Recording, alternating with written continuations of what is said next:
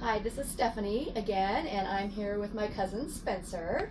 Spencer is originally from Denver, and I am originally from Elkhorn, Nebraska. Nick is also with us, my partner. He's filming behind the camera. But all three of us now live in Panama City Beach, Florida. So we just all moved about 5 months ago. One of the things I wanted to talk to you about is what made us decide that we wanted to go to Antarctica. I never thought I would go to Antarctica. I always thought, wouldn't it be really cool if I could go to all 7 continents? I had been to 70 countries prior to this cruise, and I've been to all 50 states, and I've been on 43 cruises, 26 of them with Princess, 15 with Carnival, 1 with Norwegian, and 1 with Royal Caribbean. But I never thought I would get to go to 7 continents.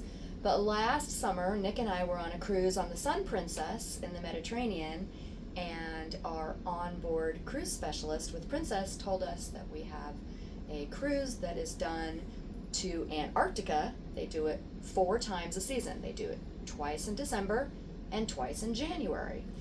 And when I heard that, I thought that would be so incredible, because I thought the only people that ever go to Antarctica are scientific researchers. So this was a wonderful way that we could be able to sail like we love to do and go to the ice continent, which means now I'm going to have to get Australia and Africa, because then I'll have my 7 after this one. So we immediately booked the cruise to come for Nick and I to celebrate our 10th anniversary. Then right after, in the fall, unfortunately, Spencer's wife, who we were all very close to, passed away. And it was only a couple of months prior to the sailing. And so I was kind of apprehensive about talking about it with Spencer about coming, but I thought, what a wonderful thing if he could come on this journey with us to Antarctica, and we could sort of celebrate the wonderful memories we had with him. Spencer, what was it like when I said, hey, I got a trip that I want you to go on with us? What did you think? At first I was like, oh my god, I had so much going on in my life, I didn't know what to do, but Nick and Steph have just been awesome, keeping me distracted, which is the one thing I really needed in my life at that time and this time, so I really appreciate it. But Antarctica! Antarctica! Yes, it's been wonderful having you. We've gotten to do lots of wonderful things. So the difference about sailing to Antarctica, there are a lot of options that we now know about when sailing to Antarctica. The first thing you have to figure out is, what do you really want to do in Antarctica?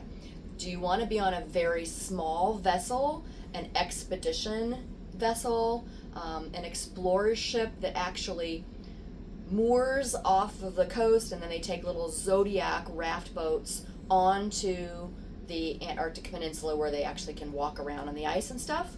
Or do you want a larger ship experience that is a scenic cruising, gets still very, very up close?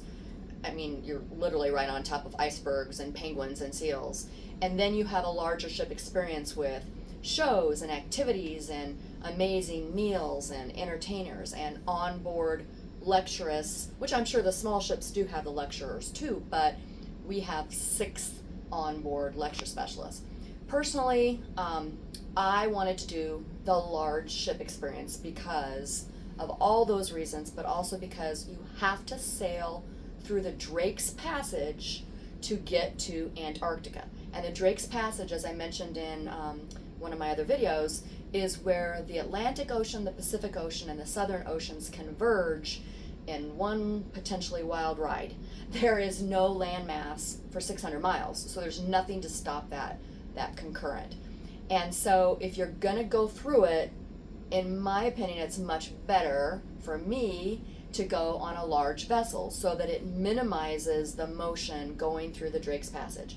When we came down from Ushuaia, Argentina, and we launched through the Drake, that first night was very rough. Starting at 2 in the morning up and through probably late afternoon the next day, it was pitching and rolling. I could barely walk across the cabin. I'm kind of a klutz anyway, I have to be honest, but I was really having trouble stumbling across the floor. In the middle of the night, one wave hit us and jolted, and I literally thought I was going to get knocked out of bed. Meanwhile, what did you do? I slept right through it. It was wonderful. Slept through the whole thing. So, but Nick and I were up. So we were, the captain mentioned the next day, remember all those small ships you saw in port with us in Ushuaia, they also had to just come down through the drakes. And he said, imagine what they had to go through. I can't even imagine. 10,000 ton vessels, 20,000, 40,000 ton vessels. Our ship is 115,000 tons. So that made me feel a lot more comfortable. We are about ready to go north. We have just left Antarctica. We're about ready to sail north back through the Drake's Passage again on the way to the Falkland Islands at Stanley. And so we have been told to expect 2/3 of a smooth ride, but the captain has just come on and told us the last 12 hours are going to be pretty rough. So again, I'm so glad that we're on this large ship. What did you like most about this vessel, the Sapphire Princess? This has been a really good ship. I love this, being able the views that you can see from the ship. We have a great balcony. We can see, like, at least good, almost 180 degrees out. So this has been a really good ship, and it's been nice and smooth considering what we've been going through. Yeah. There is no bad cabin on a cruise. If you want to sail on a cruise, you pick your cabin first and foremost on your budget. And if you don't have a big budget, but you want to go on the cruise, you pick an inside cabin, or you pick an outside with the window cabin. If you have a little bit bigger budget, you might be able to get a balcony cabin. We were fortunate on this cruise, Nick and I, to have a suite cabin. I was very fortunate at the last minute. Somebody had a cancellation and I paid more to get the suite cabin. I upgraded my cabin. But when we decided that Spencer would come, it was only a couple months before the sailing, and you have to pay in full at that point. At that time, there were 3 cabins available on the entire ship of 2,600 passengers.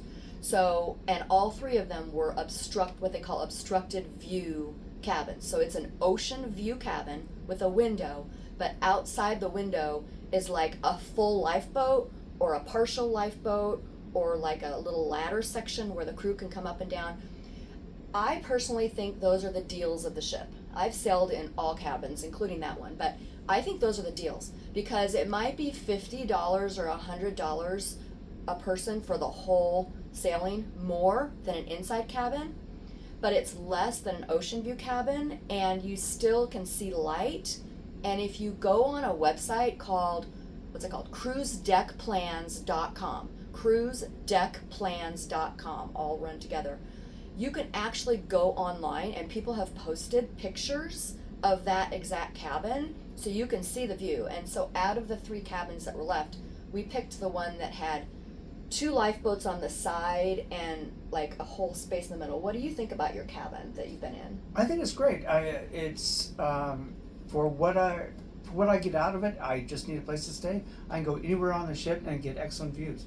I mean, I have a partial obstructed view with the lifeboat. I can still look out. Yeah. It's just not as big as the other views, but I think it's great. What's your cabin number? Emerald 701. E701, and this is again the Sapphire Princess. Nick and I are in cabin D for Dolphin 738. So we have the ship, the suite, one of the suites off the back of the ship, which was my favorite location for a suite. All right, we'll do more of these. Thanks for tuning in. I hope you got some good information. Again, we're not trying to get endorsements. We don't get free stuff. We're just regular people who live our lives and like to travel, and we go through stuff like everybody else does, and we just want to get information out. That's all we're looking for. We're not looking for free stuff. So, all right. Thanks, everybody. We'll see you again.